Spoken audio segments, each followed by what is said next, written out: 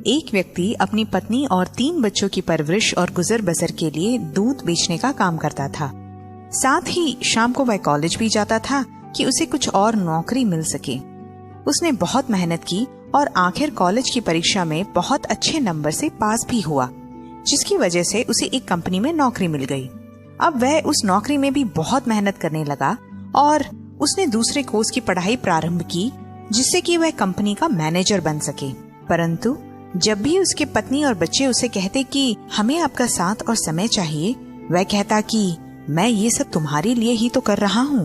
उसने बहुत मेहनत की और आखिरकार वह कंपनी का मैनेजर बन गया। अब उसका अगला लक्ष्य था कंपनी में पार्टनर बनना, परंतु कई बार उसे संडे को भी बाहर मेहमानों के साथ रहना पड़ता और अपने परिवार के लिए वह समय नहीं दे पाता। कुछ दिनों के बाद वह कंपनी में पार्टनर बन गया, मगर उसकी इच्छा अभी पूरी नहीं हुई थी। वह चाहता था कि वह कंपनी का मालिक बन जाए।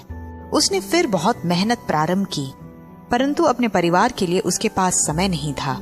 उसने अपने पत्नी के लिए एक नौकरानी की व्यवस्था की, जिससे कि उसे आराम मिल सके।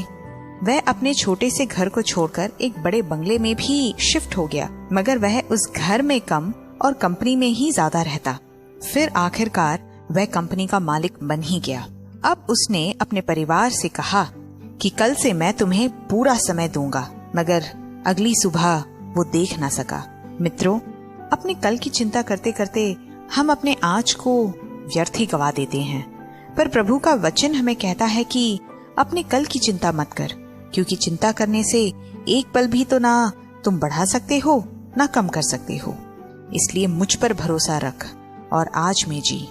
मुझे तुम्हारी परवाह है, मैं तुम्हारी हर जरूरतों को पहचानता हूँ।